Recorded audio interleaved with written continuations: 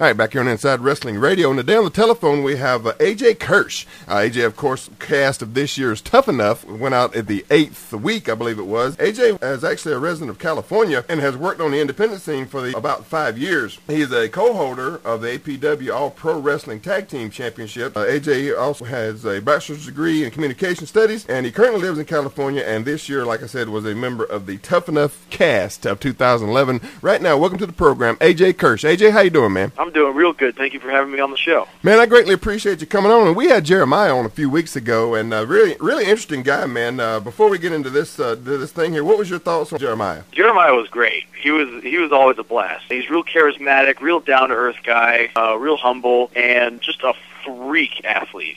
His athleticism he was probably the best athlete on the show, the best overall athlete. He had the conditioning down, he had the speed, the strength, and I would be very surprised if we did not see him in a WWE ring in the near future. Yeah, he was really a really good guy, man. Really charismatic. Really came across real on the radio when we talked to him, and really seemed like a nice guy too. Just seemed like a really nice cat. Yeah, he was a really nice guy on the show. He was great. Like I said, real down to earth, and you wouldn't know it unless he told you that he was a fighter. I mean, everybody's got that side of them, but Jeremiah is just so laid back and cool. At times I found it hard to believe. AJ, when you first showed up there for Tough Enough on day one, what was it like, man, walking in there when all those legends being around you? I mean, how was that? It had to be shocking, right? Oh yeah. It was an overwhelming experience, especially at first. We had no idea what was going on any given day. We had no idea what time we'd be working out. We had no idea what our life lessons would be. We had no idea who would be visiting us. We had no idea about anything. And so when we start our day and we get down to the training facility and it's like there's Rey Mysterio perched up on the turnbuckle, or if we're just working on chain wrestling or something, and then Big Show's wandering from group to group. So sure. There was that moment where it's like, oh my God, look who it is! Like they're actually right here, and I'm learning from them. Like how cool is that? When that first moment of awe, that first oh my God, look who it is moment kind of wears off, and we get back to work. It was great because I got to see these guys as people that I could personally learn from and ask questions. And so while it was awesome, as a fan to see those guys right there, that moment quickly wore off and it was like, all right back to work. Let's see what I can learn from this guy. Especially some of the legends they brought in there, man. It was amazing to kind of run those guys out in front of you like that. It really had to be hard not to get starstruck, especially in some of those cases and I would think on day one, just walking in and seeing Stone Cold standing in the ring probably had to be really a big culture shock. Yeah, definitely. I mean, that was the first time, I think, for any of us walking down that ramp. And that's a moment when you're a fan and when you're, an aspiring WWE superstar, that's a moment you think about your entire career, probably as long as you've ever been a fan. And, for a lot of us, I think for all of us, that was the first time we've ever done that walk. And then to see Steve standing in the ring, it was like, that was one of those moments where I literally had to remind myself out loud that I wasn't dreaming. This is actually happening, and Steve's sure. in front of me talking to me, and, this is as real as it gets. With it being a reality show, I don't think it came across but because of the editing, of course, how long you guys spent in the ring, and Jeremiah said you guys were in there, 7 days a week, 8 hours a day. How was it, man? I mean, how was it being in there, and what was the training really like? Oh, it was completely unforgiving. I mean, that was part of the process of the show, too. It was just to see who's really there for the right reasons, to see who's there to be the next WWE superstar and who's there for their 15 minutes of fame. And, training days, we'd get down to the training center like 8, 9 in the morning. We'd train for 3 or 4 hours, take maybe a half hour, 40-minute breaks just to eat a little something and to rest up a little bit, and then we'd go right back at it for another 3 or 4 hours. So those training days were just, by the time we were done at the training center and headed back to the house, we were walking back to the house a lot slower than when we were walking to the training center that morning. Yeah, just beat up legit, right? Just beat up, sore, exhausted. The physicality, of course, is one part, but they're trying to cram what would normally take months and months and months of training into like 8 to 10 week period.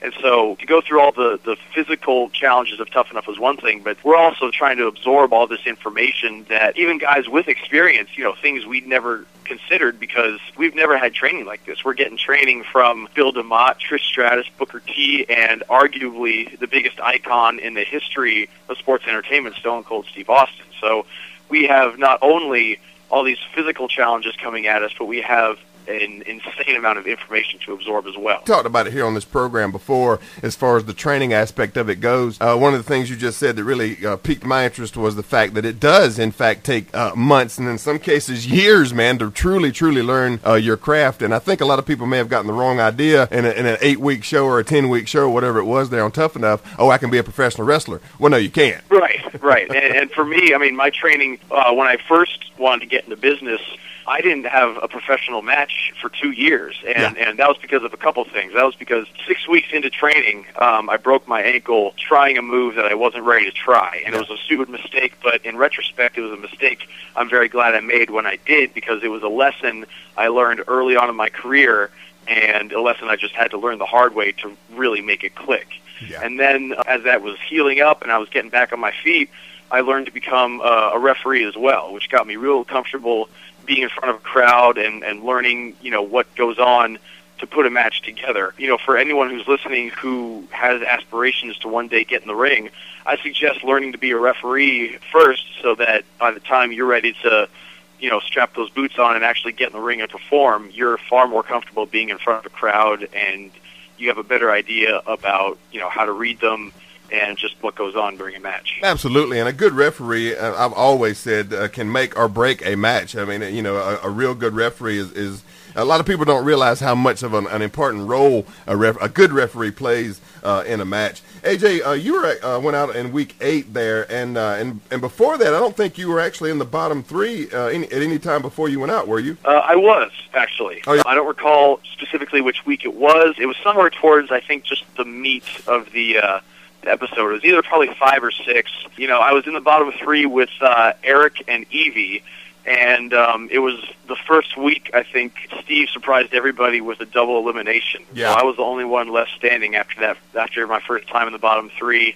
Just being in the bottom 3 is enough to really light a fire under you, and what's funny about that is, on TV it comes off as maybe 10 minutes tops, Right. I mean, they got to whittle so much down.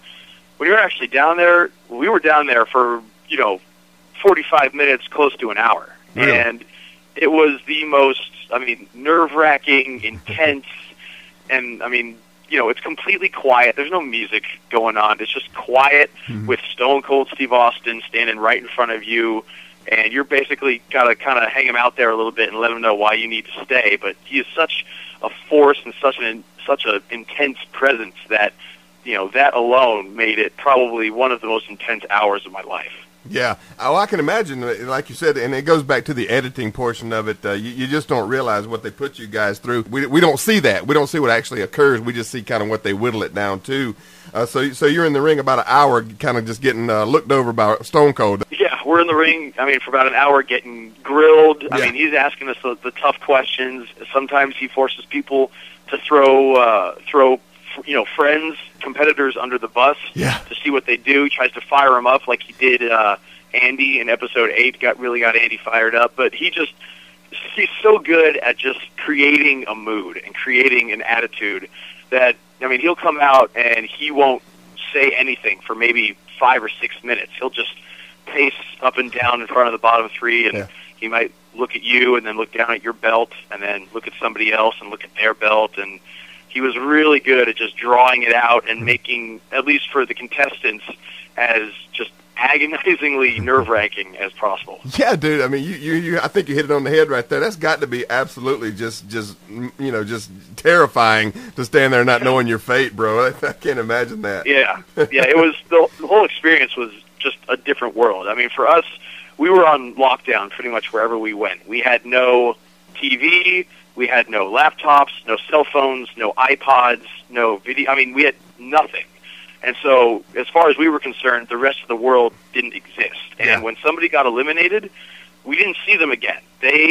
When they went down for the bottom 3 and they got eliminated, we didn't know where they went, but they never came back. So as far as we were concerned, they were dead, essentially. Yeah, sure. Yeah, they were just gone. Unbelievable. And so when we were down there in the bottom 3, we were literally fighting for our lives. Wow.